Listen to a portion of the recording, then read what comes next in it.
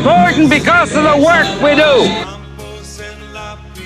We are human beings whose sweat and sacrifice brings food to the tables of millions and millions of people across America and around the world.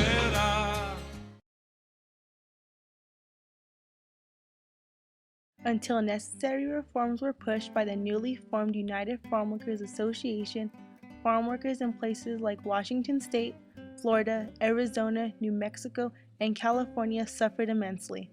For years, farm workers have been laboring in horrible working conditions, allowed no breaks, worked long hours, and paid very low wages. But one man would enter the pages of history by stirring up a surprising revolution, demanding drastic reforms and causing both peaceful and violent reactions. Cesar Chavez was born March 31, 1927 in Yuma, Arizona. He moved to California at the age of 10 and upon graduating from the 8th grade, started working in the fields.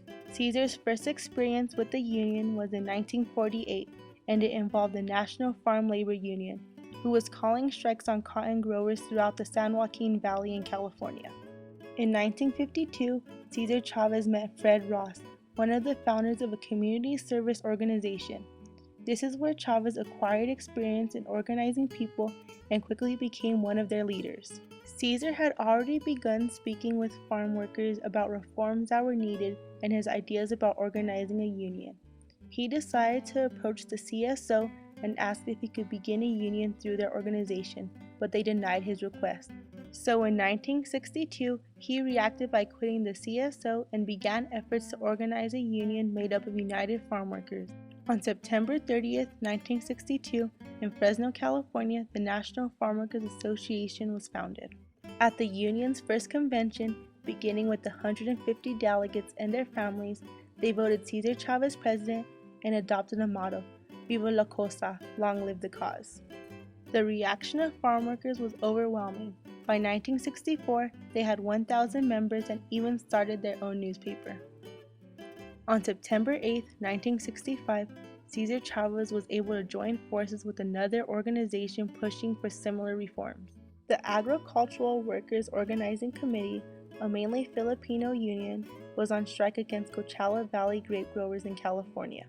The reaction of the grape growers towards this strike was one of violence.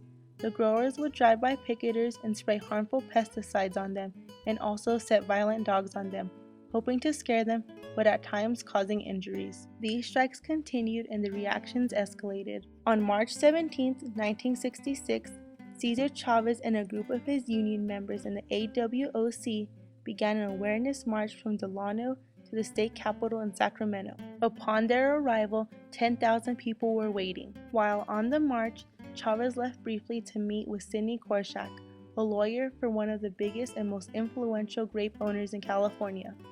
This company was losing money due to the strikes and wanted to meet with Chavez to negotiate some reforms.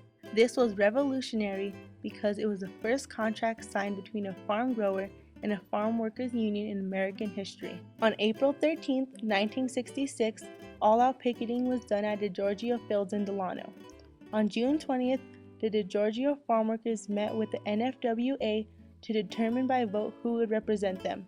Employees of the company who were not farm workers were being allowed to vote, and Chavez knew this would sway the vote in favor of the Teamsters, who were favorable to money-making companies. The Teamsters, a competing union that began in 1901 and had become leaders of issues in social justice. That same month, Governor Pat Brown, Senator Robert Kennedy, and Harrison Williams, the chairman of the Senate Subcommittee on Migrant Labor, asked DeGiorgio to hold off negotiations with the Teamsters until an investigation could be done. After the investigation was complete, it recommended another election with reformed rules. After the vote, it was declared the National Farm Workers Association had won the right to represent the farm workers. Soon after this victory, the AWOC and the NFWA decided to merge, creating the United Farm Workers Association and electing Cesar Chavez as president. In late 1967, Cesar Chavez targeted Jumara Grape Company, the largest table grape grower in California. Chavez also found out they were selling their grapes to other California grape growers' labels. When they heard this news, they knew they couldn't just boycott one label, so they called a strike on all California grape companies that did not currently have a contract with the farm workers. At the same time, union members and leaders were traveling across the country informing the general public of the injustice of the farm workers working on the grape fields, the reforms that were needed, and discouraging Americans from buying California-grown grapes. The reaction across the country was positive. As the situation escalated, Chavez began hearing rumors that some union members had been planning on using violence against grape growers. Chavez was completely against violence and vowed to fast in his encouragement to picketers not to use violence. He began his fast on February 15th and ended it on March 11th at Delano Park.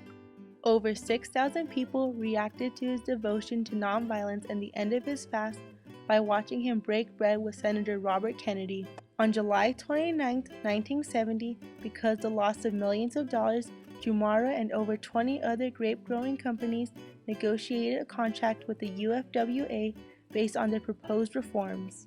Although this was another major victory, the UFWA would face its biggest challenge with Salinas Valley lettuce growers. 30 growers had signed contracts with the Teamsters and 175 were in negotiations with them. Chavez had asked Governor Ronald Reagan to have growers set up elections on who the workers wanted to represent them, but he refused. Chavez reacted by calling a strike and boycott on California lettuce growers. Some growers reacted immediately by negotiating with the UFWA, but others refused to recognize the union. One company reacted by gaining a court order declaring the strike illegal and ordering Chavez to call it off. Chavez refused and was arrested. While he was in jail, the public reaction towards Chavez was positive. He even had visits from the widows of Robert Kennedy and Martin Luther King Jr. to show their support.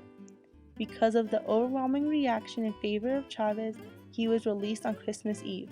Another problem arose in 1973 when the grape contracts expired and the grape growers quickly signed contracts with the Teamsters, so the UFWA called another boycott on grapes. Eventually, by the end of the year, 3,500 union members would be arrested involving strikes. Ronald Reagan's reaction. It's a shame the grape growers had to sign with Chavez's union. He was also seen eating grapes while the boycott was going on. A helpful hand and a brave reaction would arise in 1975 with Governor Jerry Brown. He initiated the California Agricultural Labor Relations Act. This law gave all agricultural workers the right to strike, set up pickets, and the freedom to vote on which union would represent them, along with other important reforms. The reaction was positive as the union gained 100 contracts with grape and lettuce growers immediately. Unfortunately, in 1982, Governor George Dukeman's reaction was less sympathetic.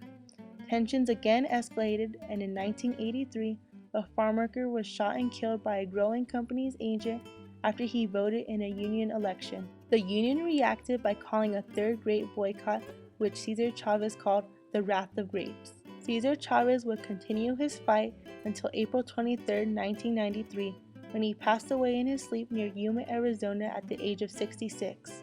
The reaction was overwhelming on the day of his funeral as 40,000 people marched with Cesar Chavez's casket to his final resting place at the UFWA's headquarters. In that same year, the UFWA signed contracts with Washington State's largest vineyards and with mushroom growers in Florida. Since Cesar Chavez's death, the laws on agricultural labor have had major reforms.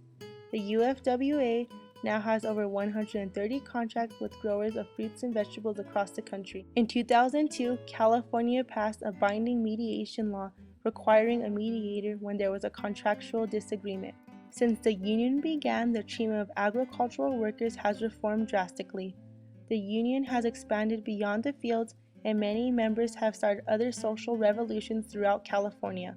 The union continues to help reform the treatment of farm workers and hopes to continue an easier transition of crops from the fields to the consumer's hands and eventually to be enjoyed at the family table.